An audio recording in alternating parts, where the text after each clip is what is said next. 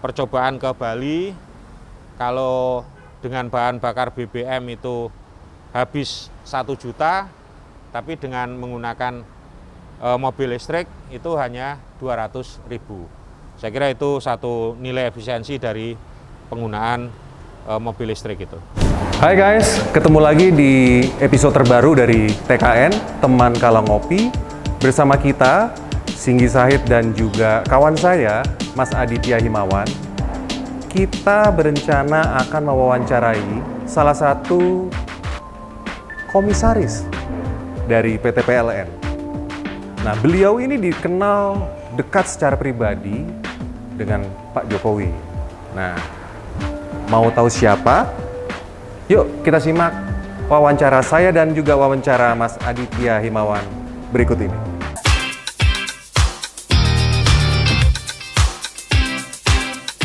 Selamat siang Pak Eko Sulistyo. Selamat siang Mas. Terima kasih atas Saya buka waktunya. ya? Monggo silakan. Maaf. Jadi penonton TKN Channel, kami sudah mengikuti prokes, jarak sudah berjauhan. Pak Komisaris juga tadi sudah memakai masker dan yang lainnya. Oke, Mas Eko, kita itu kepengen ngobrol-ngobrol sedikit, boleh kan? Boleh. Mundur di masa-masa waktu Mas Eko itu waktu kecil di Kendal kan, Mas? Ya, saya lahir di Kendal. Lahir di Kendal. Ya. Nah, Pantura itu. Nah, itu Pantura. dia. Bisa nggak sih kita dengar ceritanya waktu masa kecilnya itu seperti apa, Mas Eko? Yang menginspirasi Itu udah milenial semua. hampir setengah abad ya. Ya, Lebih setengah abad. lebih dari setengah Lebih abad. setengah abad karena saya udah 50 lebih soalnya. Ya, jadi Pantura saya kira sekarang cukup maju dengan tol Trans Jawa oleh Pak Jokowi ya. Jadi kalau saya pulang dari Jakarta ke Solo pasti melewati kota kelahiran saya di Kendal. Nah, itu kota kecil tapi cukup strategis karena dekat dengan Semarang.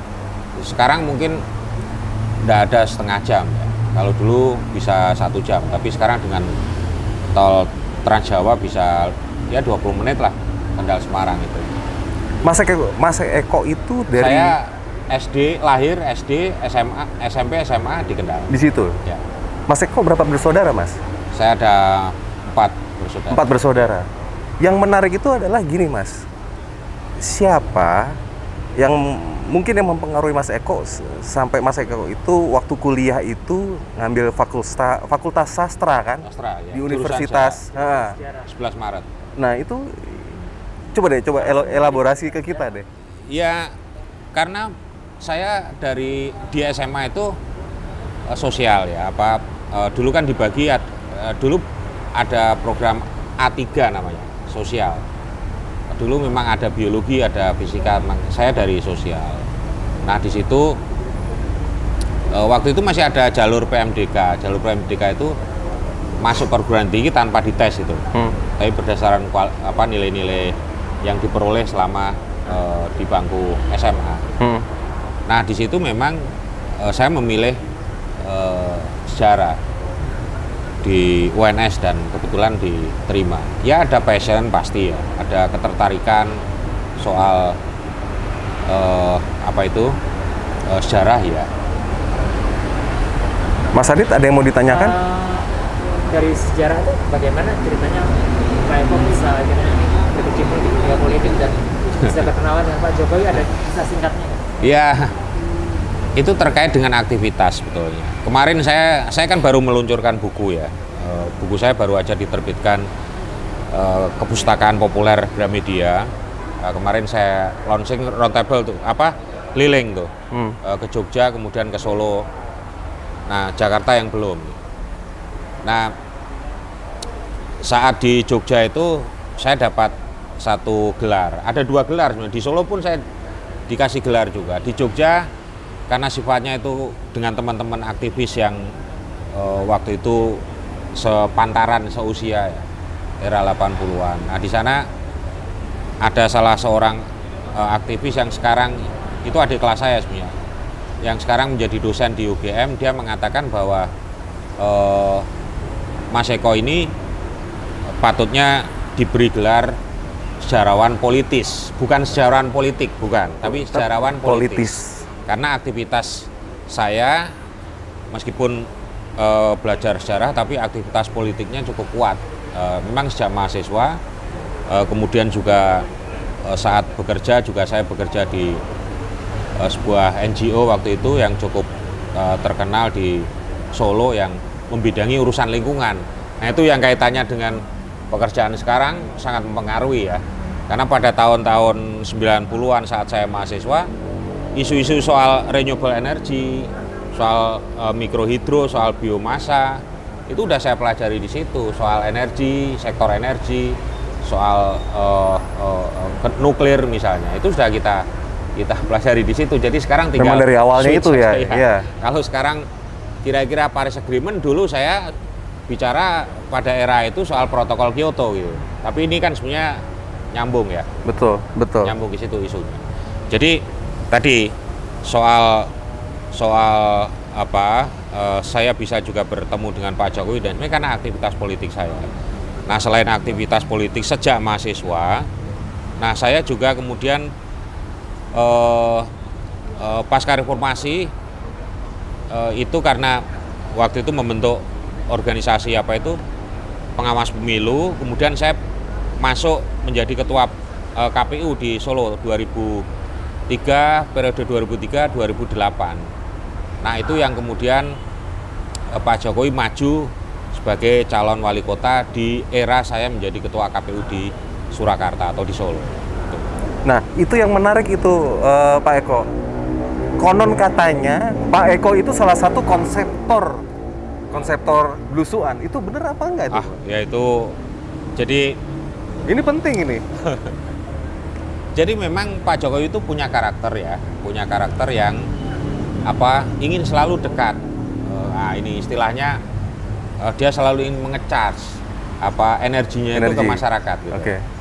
Jadi kalau lama tidak ketemu masyarakat atau kadang-kadang lagi ada banyak pikiran yang di kantor itu dia mesti ingin supaya dicarikan lokasi masyarakat supaya dia bisa bertemu, berinteraksi dan sebagainya. Makanya saya kadang-kadang menganggap bahwa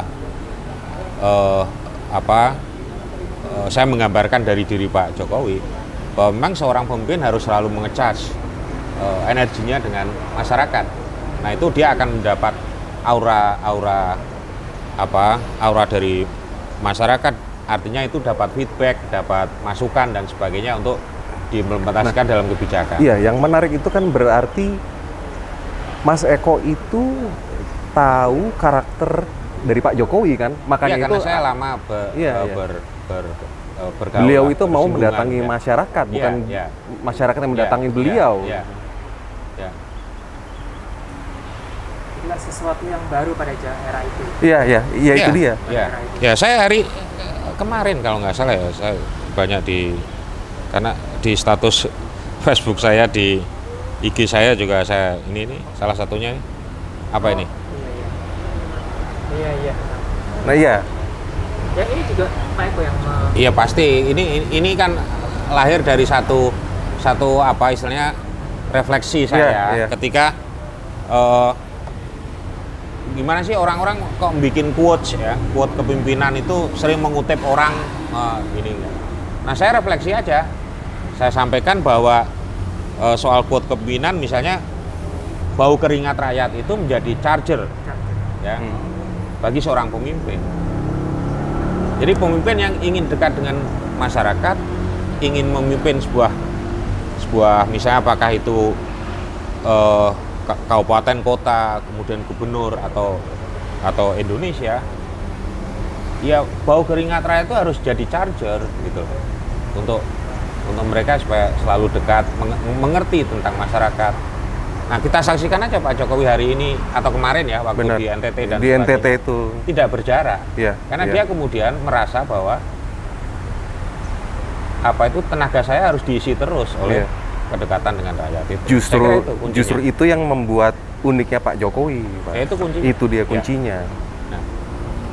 Ada tanggapan Mas Adit atau seperti apa? Sudah mungkin.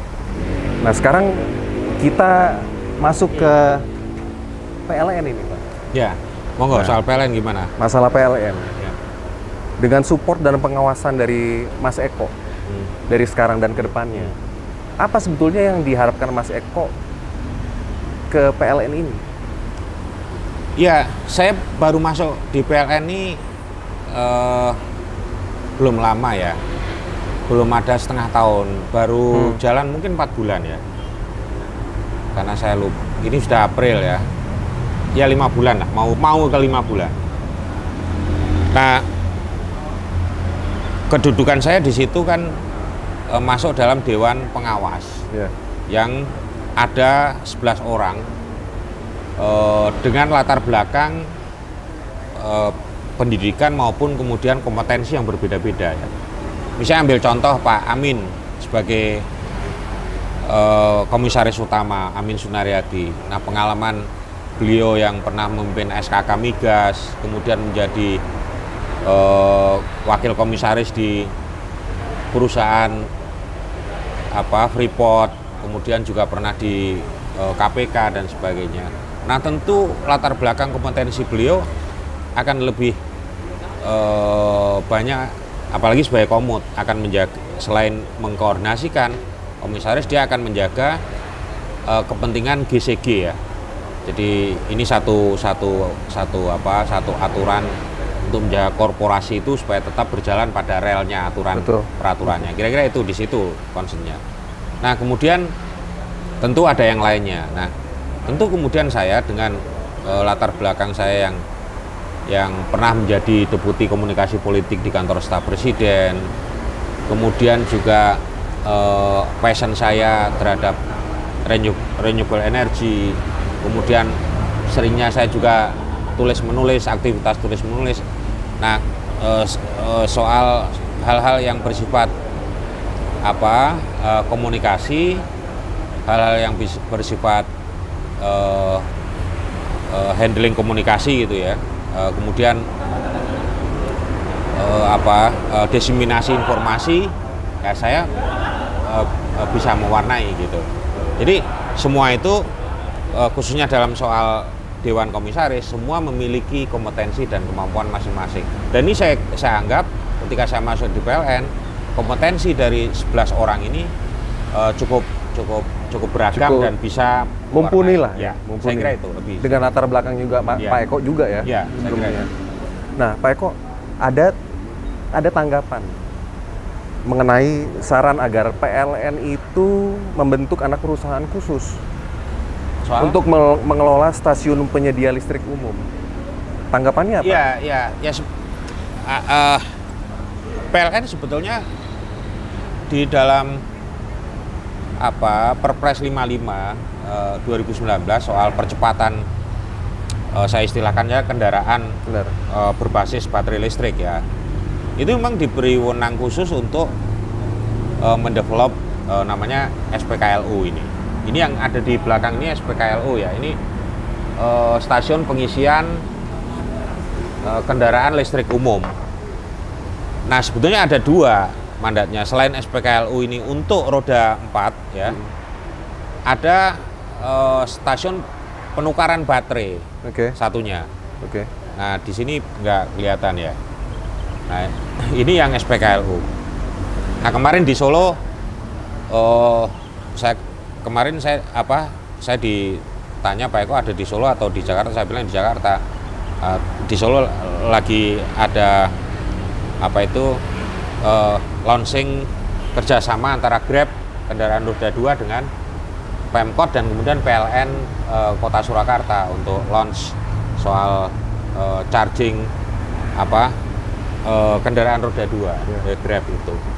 Nah, dalam kaitan dengan SPKLU memang dalam Perpres itu PLN memang diberi mandat untuk menyiapkan infrastrukturnya yang kemudian pengelolanya bisa dikerjasamakan. Nah, misalnya kayak yang sini ya, ini saya nggak lihat. Memang waktu di Solo saya pernah ikut launching yang di jalan Trans Jawa itu di dekat Sragen itu kerjasama dengan Hyundai. Oke. Nah, kemudian di beberapa daerah saya juga melihat ada yang dengan apa itu badan usaha yang lain ya, Pertamina juga melakukan.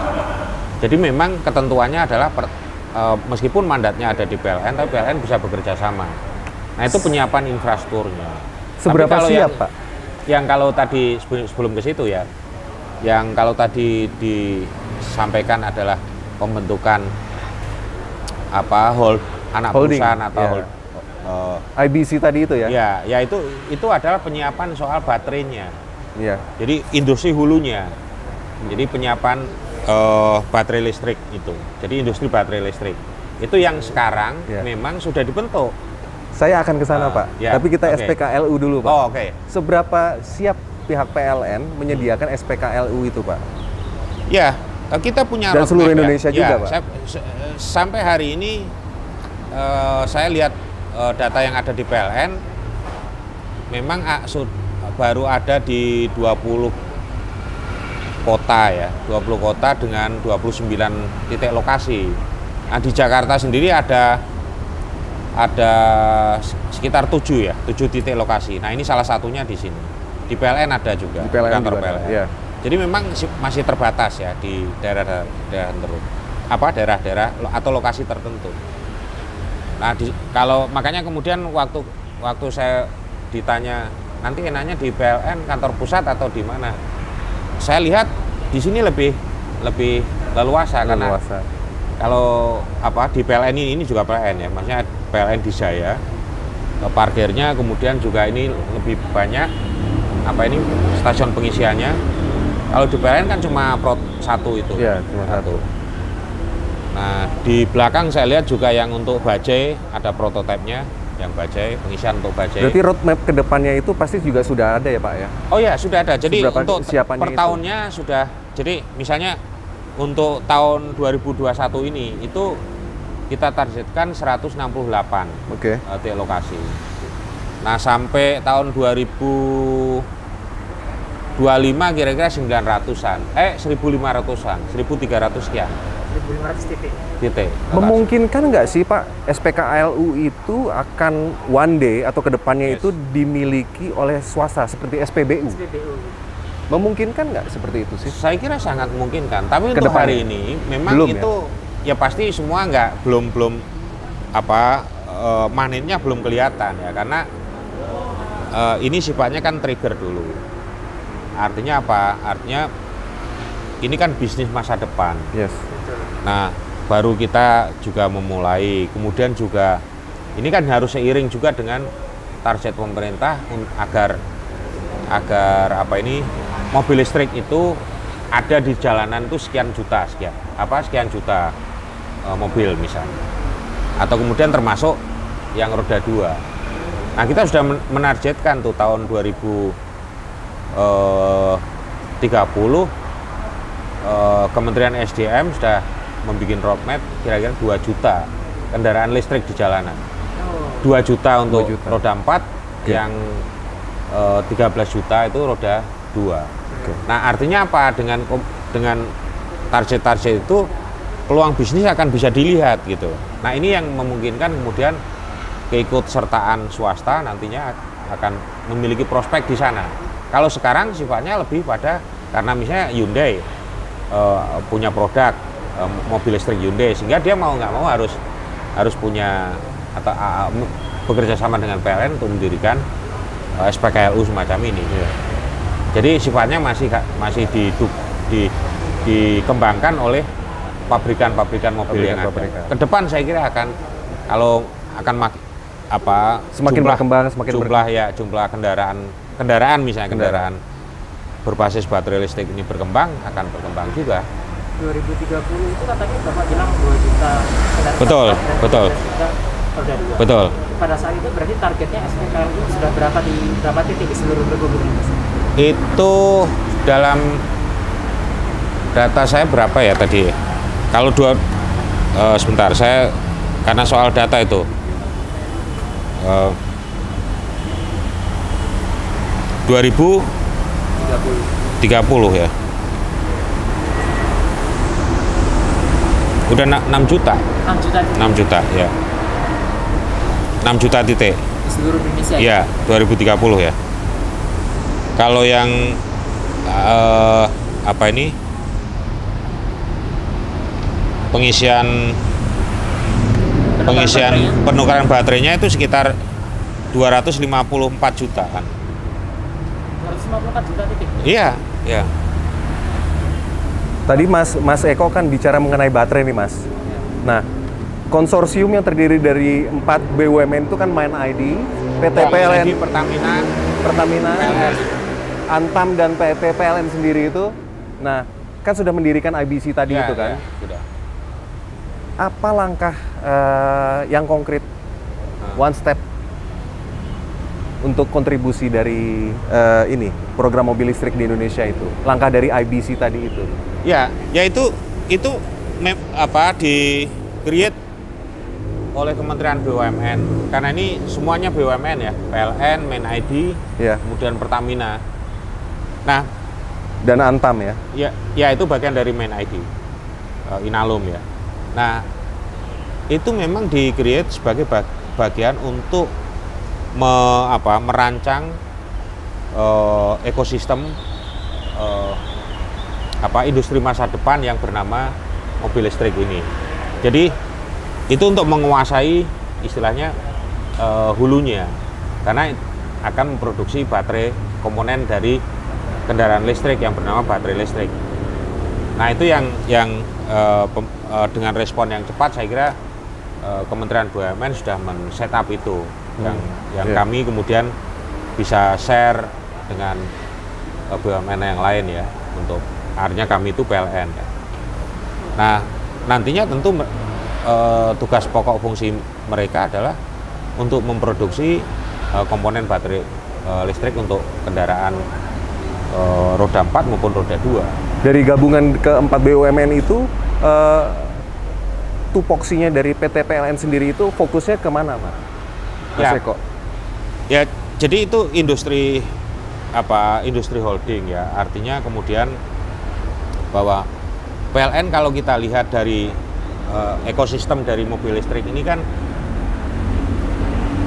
ya boleh saya katakan sangat strategis ya. Yes. Tidak hanya di hulu, Betul. tapi juga di hilir. Ini kan di hilir nih. Iya. Ini di hilir, di tengah juga, karena kemudian skema bisnisnya juga PLN juga ikut terlibat. Yes. Bahkan kemudian mengelit skema bisnis soal SPKLU ini. Nah kemudian juga terlibat di baterai listrik yang di hulunya sana. Yeah. Jadi PLN ini dari hulu sampai hilirnya Yeah. cukup. Dan kemudian juga selain ini penyediaan infrastruktur kayak begini, seluruh sumber dari penggerak dari mobil listrik, motor listrik itu adalah listriknya itu sendiri. Listriknya itu sendiri. Ya. Saya kira itu yang Jadi memang sangat ini krusial dari ya, karena memang PLN tren ini. ke depan kalau kita baca di masyarakat internasional, tren ke depan untuk transportasi itu adalah listrik. Yes. Artinya listrik ini akan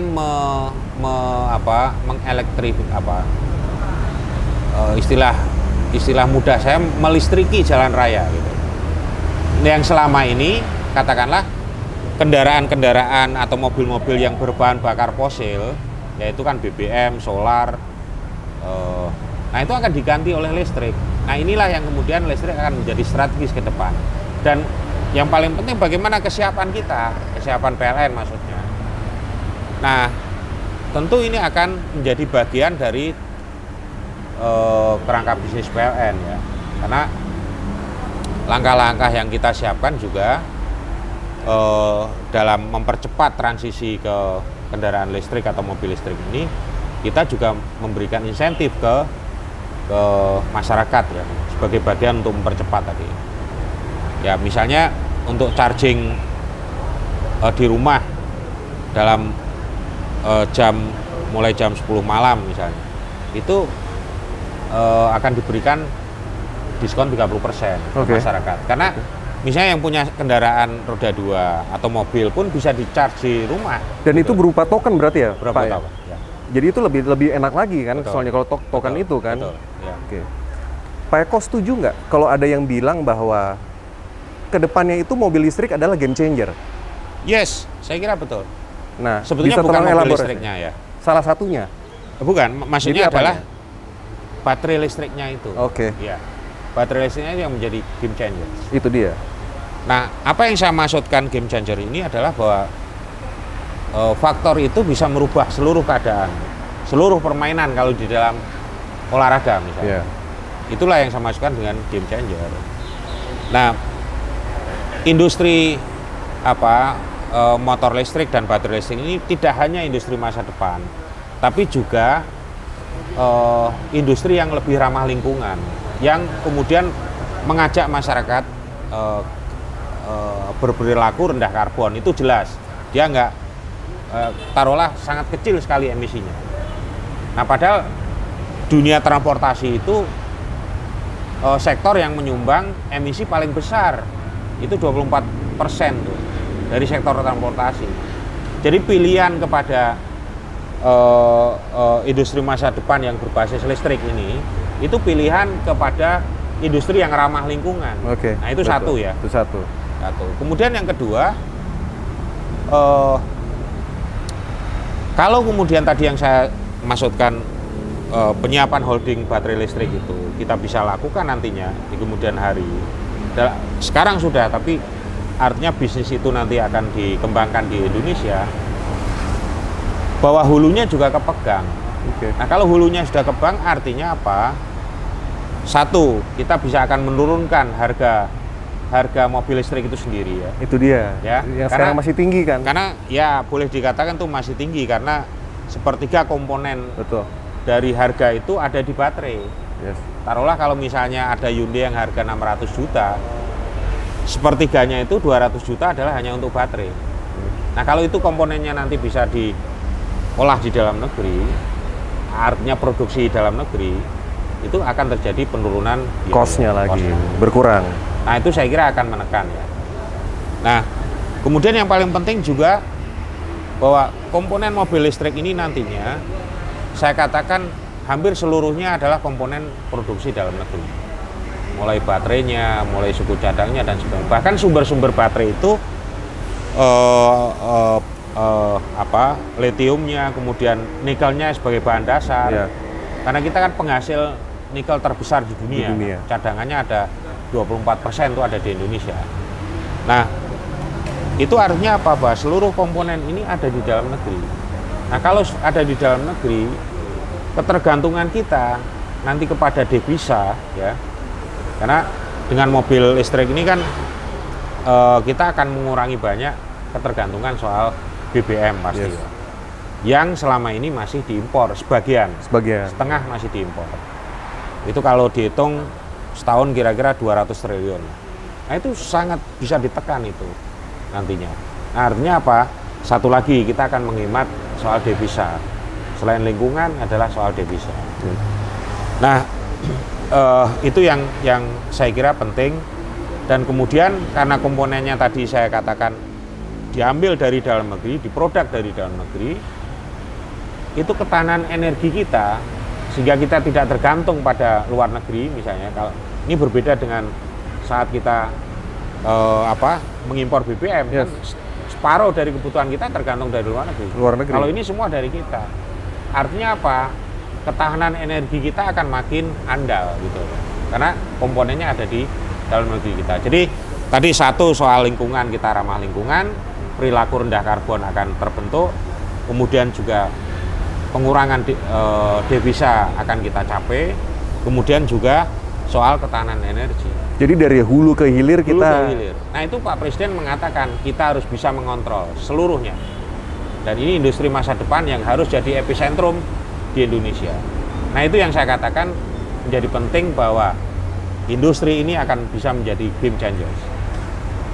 Pak Eko, untuk harga jual mobil listrik selain baterainya ini, kita nantinya ada insentif kebijakan apa yang dilakukan pemerintah supaya harga ya memang untuk percepatan, karena waktu itu saya masih di kantor staf presiden ya. Jadi soal Perpres 55 2019 yang berisi percepatan soal kendaraan berbasis baterai listrik ini, kan saya sebelum ke presiden kan kita juga membahas draftnya itu. Jadi saya ngerti banget bagaimana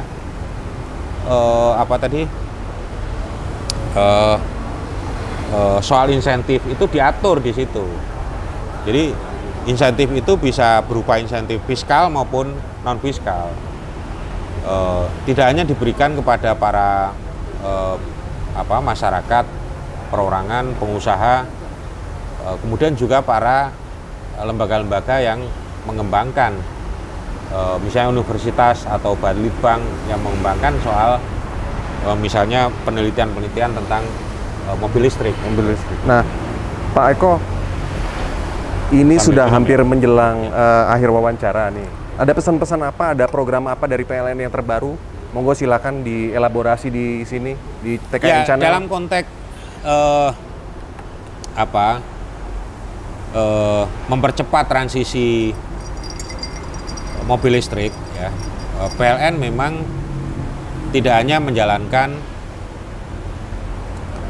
mandat dari Perpres 55 tahun 2019 untuk percepatan kendaraan berbasis listrik, ya. Yang di situ PLN diberi wewenang untuk menjalankan inisiatif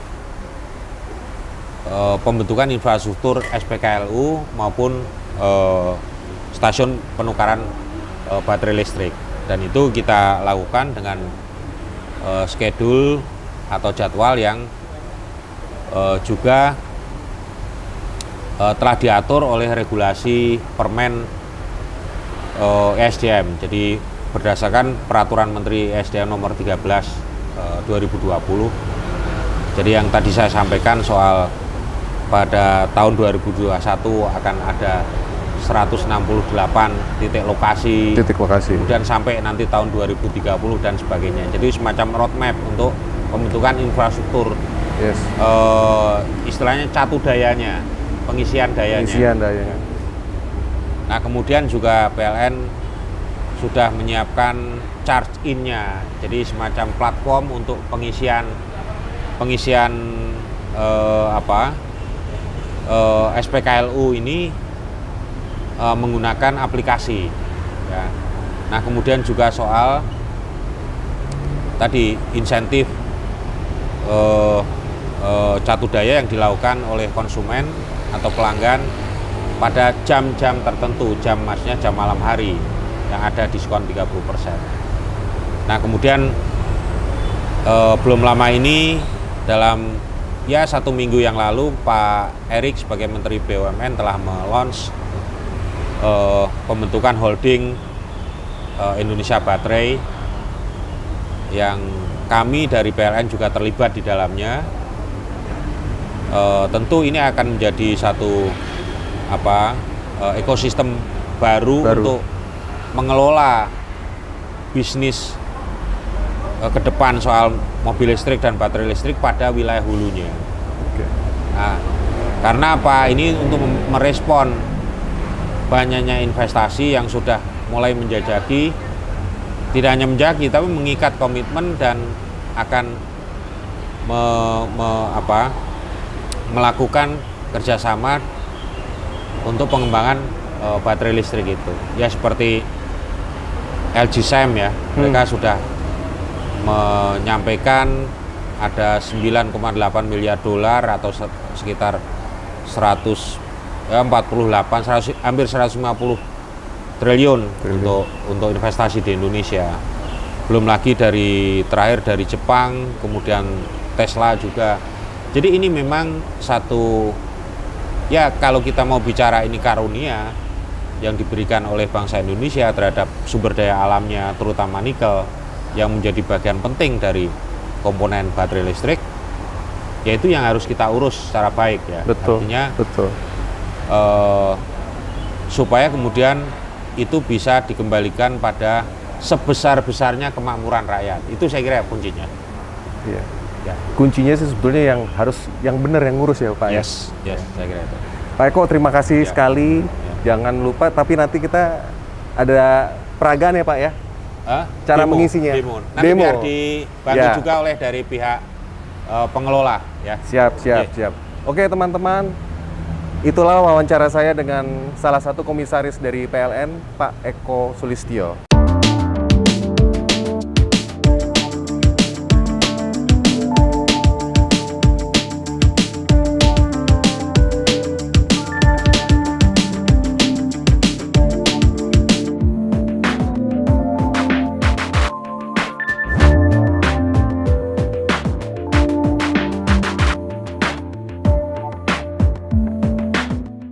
Tolong terangkan ke kami gimana caranya mudahnya untuk mengisi bahan bakar ini mobil listrik ini.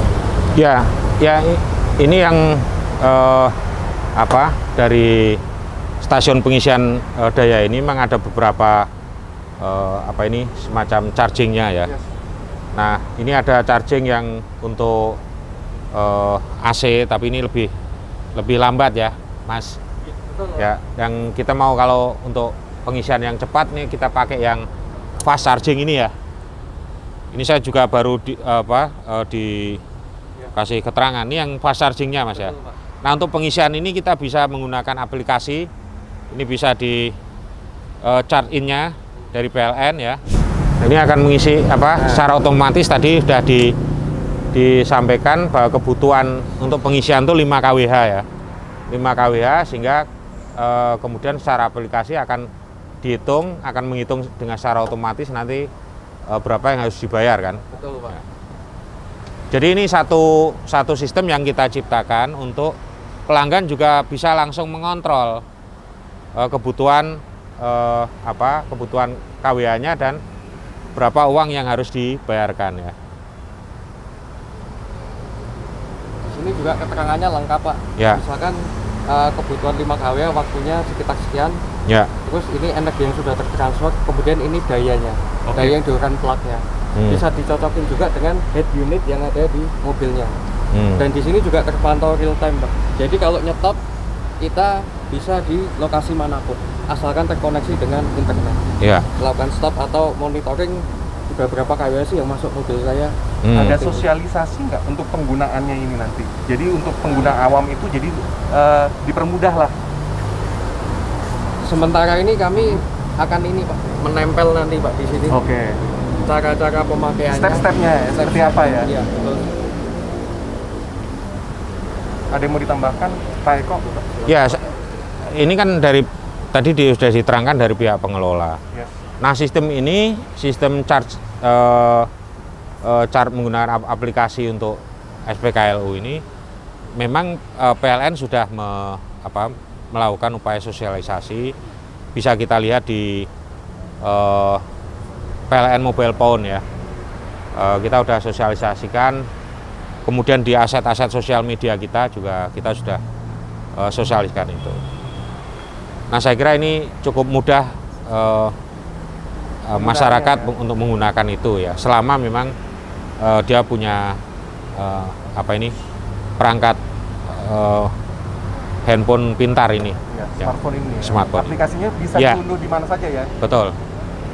Di Bisa, OS sudah ada, di Android juga sudah ada belum? Mohon izin Pak, kedepannya kita akan gimana? jadi satu dengan PLN Mobile. Oh. Ya, artinya mau diintegrasikan nanti. Iya. Bersinergi nanti jadi lebih enak ya. Ya. Betul. Oke. Ini contohnya ya. Ini kita masukkan Mas ya. Ya Pak, masukkan. Ya, ini.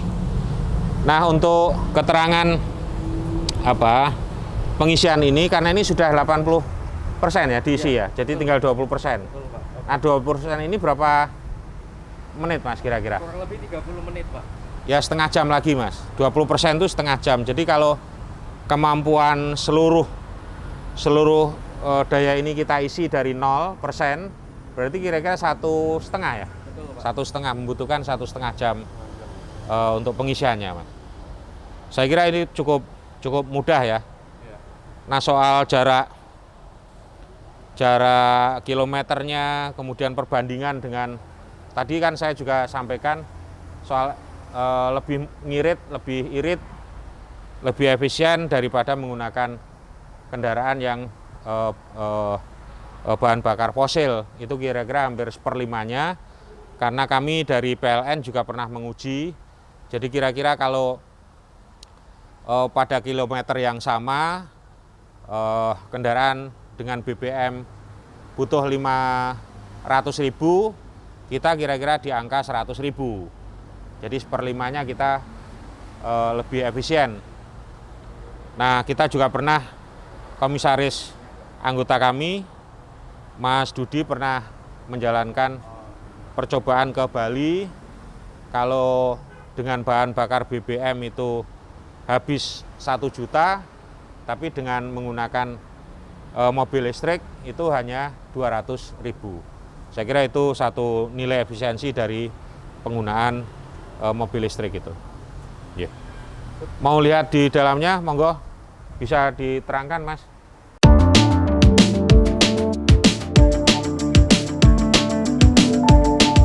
Iya, kalau untuk operasinya seperti biasa aja. Seperti biasa. Jadi hanya tidak menggunakan knalpot dan tidak menggunakan karena nggak ada pembakaran pelumas atau oli mesin itu tidak ada, hanya ada radiator dan coolant untuk pendingin radiator aja, pendingin mesin. Selebihnya hanya itu, tidak ada yang lain. Dan suaranya halus sekali ya? Suara tidak ada karena tidak menggunakan knalpot ya. Itu, jadi tidak ada.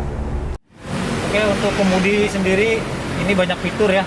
Di sini bawah kemudi pun ada tuas kiri kanan, dan di atas ini pun ada banyak fitur ya. Mungkin ini bisa digunakan seperti biasa. Kalau yang kiri ini handle di bawah setir ini untuk membantu pengereman. Ini bisa ditingkatkan dari level 1 sampai level 3. Dan di saat kita tekan ini level 1 atau 2, ini paling tidak bisa menambah daya charger. Walaupun hanya sedikit ya, hanya 0,5, tapi fungsinya bukan hanya untuk itu. Fungsinya jika ini ditekan, ini untuk membantu pengereman biar lebih pakem, biar lebih mencengkram. Fungsinya itu. Dan yang kanan ini sama handle-nya, tapi ini fungsinya untuk menetralkan kalau setelah kita menggunakan yang sebelah kiri ini. Ini tinggal tekan 1, 2, atau 3, level tertinggi 3. Oke, sekarang untuk pengoperasian giginya sama halnya dengan mobil Matic biasa, cuman perbedaannya ini tidak menggunakan tuas, ini hanya menggunakan tombol-tombol seperti parking, netral, untuk mundur, dan itu untuk start maju.